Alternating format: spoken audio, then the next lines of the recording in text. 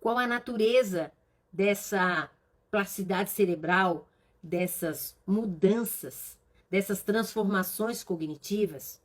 Qual a natureza? Como é que ela se origina? E uma outra pergunta: quais as condições necessárias para que essa mudança ocorra? Olha, se você quer acelerar a aprendizagem da criança com deficiência intelectual ou dificuldade na aprendizagem, você vai ter que conhecer a natureza dessa transformação e também quais são as condições que favorecem esse acelerar.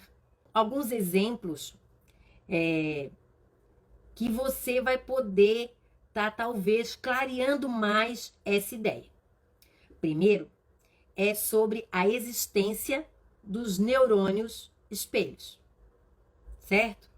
Esse neurônio, ele ativa, aliás, eles são ativados, certo? Naturalmente,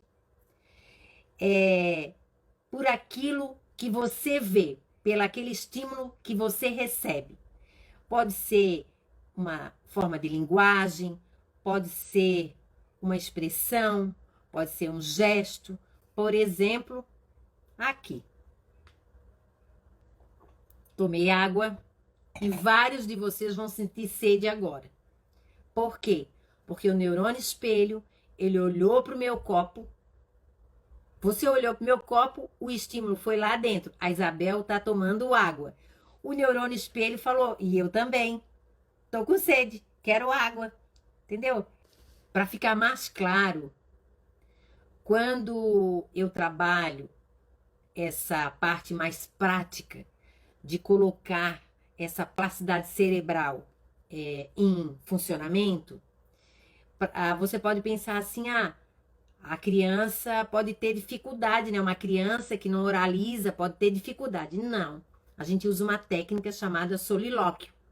Então, mesmo com o solilóquio, os neurônios de espelho começam a pensar e começam a desejar e começam organizando a plasticidade cerebral. Então, ele atua mais ou menos assim, ó. O neurônio de espelho, ele ativa o cérebro quando ele escuta, por exemplo, a linguagem. Então, quando eu faço uma pergunta para uma criança e ela não me dá uma resposta, mas eu dou a resposta, o neurônio espelho acha que fez a pergunta e ele mesmo deu a resposta. Gente, isso é um poder maravilhoso.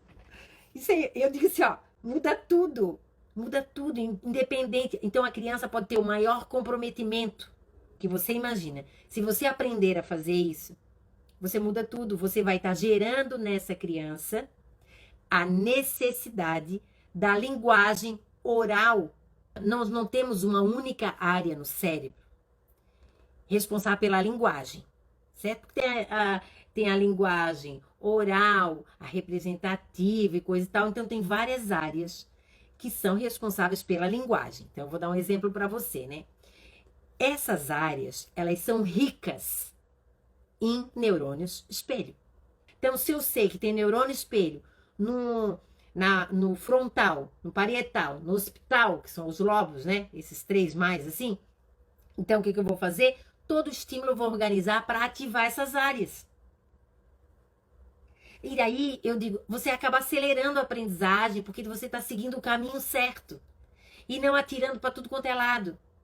Vai que ele pega, né? Mas não, já vai lá para consertar aquilo que não está funcionando adequadamente.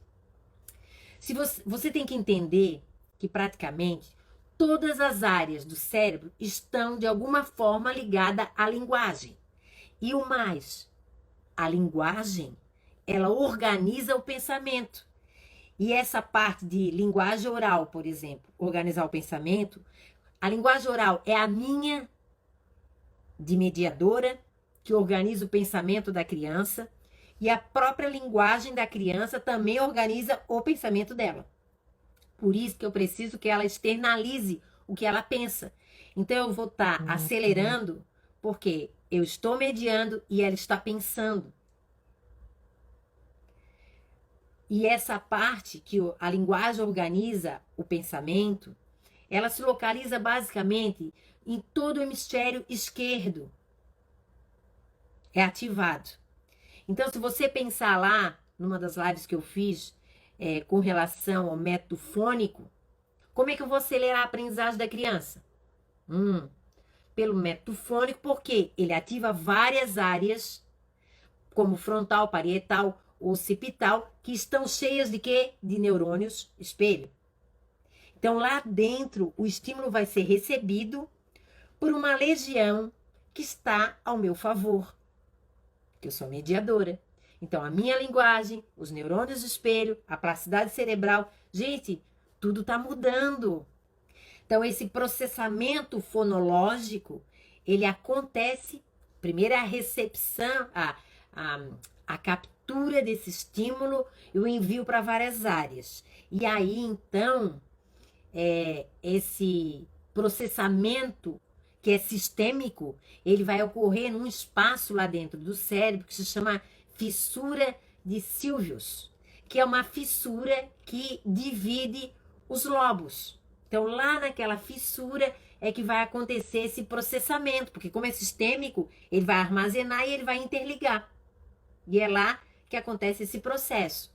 E a palavra ouvida pela criança, ou vista, ela vai ter um significado, que vai ser também processado no hemisfério, certo?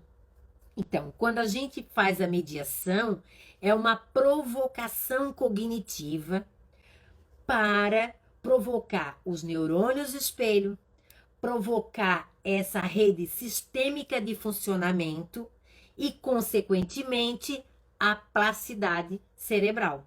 Porque eu gero a necessidade, o cérebro se organiza, ativa todas as áreas, inclusive aquelas áreas que estão danificadas são estimuladas e outras áreas que não assumiam aquela função vão ser necessárias no processamento, porque eu estou gerando a necessidade. Então, a plasticidade cerebral ocorre desta forma.